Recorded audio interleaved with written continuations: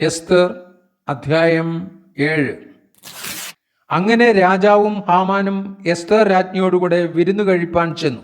2-ാം ദിവസവും വീഞ്ഞു വിരുന്നിന്റെ സമയത്ത് രാജാവ് എസ്തറിനോട്, എസ്തർ രാജ്ഞിയെ, നിന്റെ അപേക്ഷ എന്ത്? അത് നിനക്ക് ലഭിക്കും. നിന്റെ ആഗ്രഹം എന്ത്? രാജ്യത്തിൽ പാതിയോളമായാലും അത് നിവർത്തിച്ചു തരാമെന്ന് പറഞ്ഞു. അതിന് എസ്തർ രാജ്ഞി, രാജാവേ, എന്നോട് കൃപയുണ്ടെങ്കിൽ, രാജാവിന് തിരുവുള്ളമുണ്ടെങ്കിൽ എൻ്റെ അപേക്ഷ കേട്ട് എൻ്റെ ജീവനെയും എൻ്റെ ആഗ്രഹമോർത്ത് എൻ്റെ ജനത്തെയും എനിക്ക് നൽകണമേ. ഞങ്ങളെ നശിപ്പിച്ച് കൊന്നുമുടിക്കേണ്ടതിന് എന്നെയും എൻ്റെ ജനത്തെയും വിറ്റു കളഞ്ഞിരിക്കുന്നുവല്ലോ.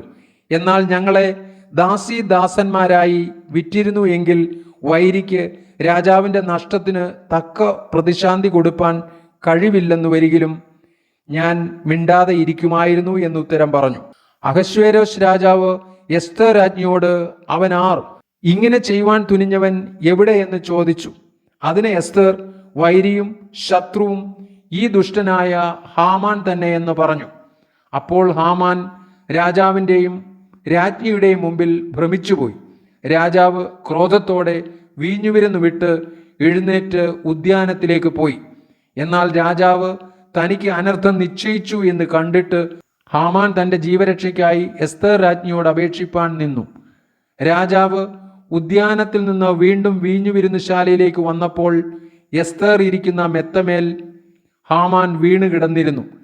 അന്നേരം രാജാവ്, ഇവൻ എൻ്റെ മുമ്പാകെ അരമനയിൽ വെച്ച് രാജ്ഞിയെ ബലാത്കാരം ചെയ്യുമോ എന്ന് പറഞ്ഞു.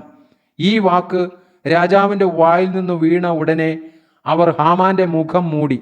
അപ്പോൾ രാജാവിൻ്റെ ഷണ്ണന്മാരിൽ ഒരുത്തനായ ഹർബോന, ഇതാ രാജാവിൻ്റെ നന്മയ്ക്കായി സംസാരിച്ച മൊർദെഖായിക്ക് ഹാമാൻ ഉണ്ടാക്കിയതായി 50 മുഴം ഉയരമുള്ള കഴുമരം ഹാമാന്റെ വീട്ടിൽ നിൽക്കുന്നു എന്ന് രാജസന്നിധിയിൽ ബോധിപ്പിച്ചു. അതിന്മേൽ തന്നെ അവനെ തൂക്കിക്കളവിനെന്ന് രാജാവ് കൽപ്പിച്ചു. അവർ ഹാമാനെ അവൻ മൊർദെഖായിക്ക് വേണ്ടി നാട്ടിയിരുന്ന കഴുമരത്തിൽ തന്നെ തൂക്കിക്കളഞ്ഞു. അങ്ങനെ രാജാവിൻ്റെ ക്രോധം ശമിച്ചു.